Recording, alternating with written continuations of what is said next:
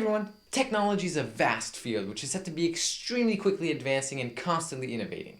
We live in a time where 1 year can make as much of a difference as 20 a few centuries ago. That being said, let's go ahead and take a quick look at how far Apple has been able to push its MacBook Pro lineup in the past 5 years. Roll the intro.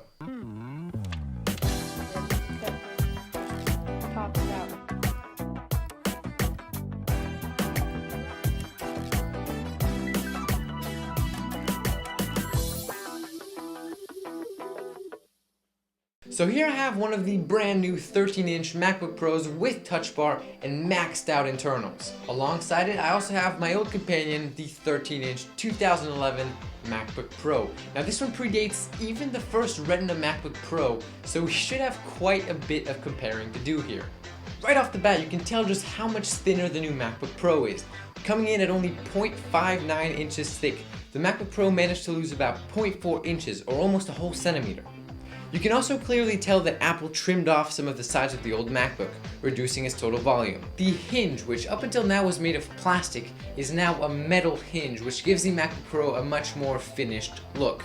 The new MacBooks have also clearly been doing some serious jogging because they lost 1.5 pounds, plummeting from 4.5 all the way down to 3.02.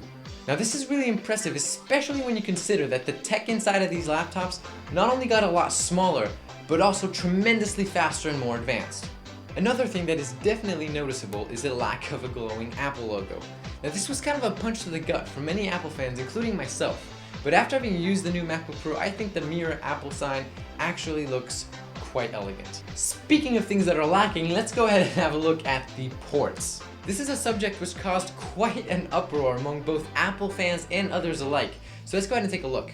The beloved MagSafe connector is gone and has now been replaced with a Thunderbolt 3 port, but we'll just go ahead and call it a USB-C port for the sake of simplicity because, they're essentially the same thing. The Ethernet slot is gone, it's been replaced with a USB-C port, the Thunderbolt 2 port was upgraded to USB-C, the FireWire... What the heck is a FireWire? The FireWire has been replaced with, you guessed it, a USB-C port.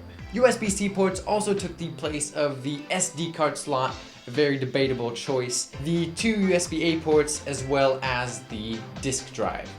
Now all of these changes, regardless of when they came along in the past 5 years, were all very questionable at first. But in hindsight, who even uses a disk drive anymore? One thing is for sure though, and that is that with the current rise of USB-C around the world, the new MacBook Pros are definitely future-proof. Now let's go ahead and pop the hood on these computers and see what's changed in there. As you can see, 5 years worth of time brought along a much bigger trackpad, which I have to say is quite nice. The MacBook Pro has also received Force Touch capabilities and uses haptic feedback to simulate a clicking sensation. We also recently got a new touch bar, which is proving itself to be quite handy in my eyes. The keyboard has also changed, going from an extremely thick and bulky traditional keyboard to a much sleeker one using the newly introduced butterfly mechanism. Users now also have the ability to unlock their MacBooks with the touch of a finger, since the new models adopted the Touch ID capabilities of the iPhone lineup. Now enough about the exterior, let's talk specs. Interior specs. The new MacBooks now use solid-state drives over hard disk drives, which apart from their higher cost, offer a plethora of advantages ranging from speed all the way to the amount of heat they produce. The processor has also changed from a 2.3 GHz dual-core Intel i5 processor to a 3.3 GHz dual-core Intel i7. And now obviously this in combination with the new SSDs is going to make your MacBook run a lot faster.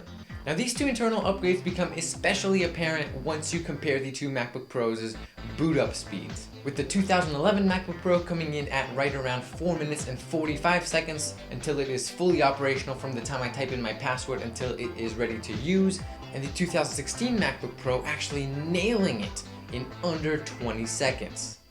The so-called FaceTime HD camera has not changed one bit in the past 5 years. It has remained at 720p, which is honestly a bit annoying, but I see Apple's reasoning for that. You're obviously not going to be filming movies with a MacBook Pro, so 720p should be enough for a FaceTime, especially since the limiting factor in terms of quality is usually your Wi-Fi. The display of the MacBook Pro has received quite the revamp in the past 5 years, doubling the pixel density from 1280 by 800 to 2560 by 1600. The individual pixels themselves have also been improved, especially in the last upgrade to the MacBook Pro, dramatically increasing the color gamut. A little talked about feature that is actually quite cool is the new Bluetooth technology. The 2011 MacBook Pro featured Bluetooth 2.1, whereas the new 2016 MacBook Pro boasts Bluetooth 4.1 capabilities. Now, I saved the final change for last mainly because there's been quite a bit of debate surrounding it being the MacBook Pro's battery life. The 2011 MacBook Pro actually had 7 hours of battery life, which was a drop off from the previous 2010 MacBook Pro, which featured the standard 10 hours. Apple claims that the newest MacBook Pro should also be able to last for 10 hours. This, however, is a highly disputed claim, mainly because a lot of Apple customers, including myself, feel as if we're not getting the promised amount of battery life out of our MacBooks. This would be the time where I go ahead and ask you to click that little subscribe button down there, because I'm actually going to be making a video doing a full, complete, real battery test, and we'll see if Apple has cheated us all or not. You know. So, those are all the things that I could think of that have changed in the MacBook Pros in the past 5 years. So that's gonna wrap up this video. I hope you enjoyed. If you did, make sure to click that little green thumb down there.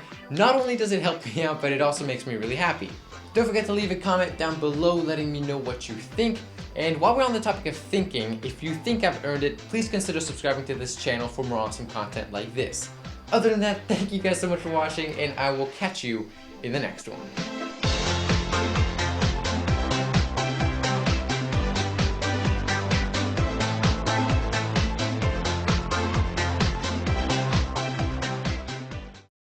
Three gigahertz dual Intel blah blah blah blah.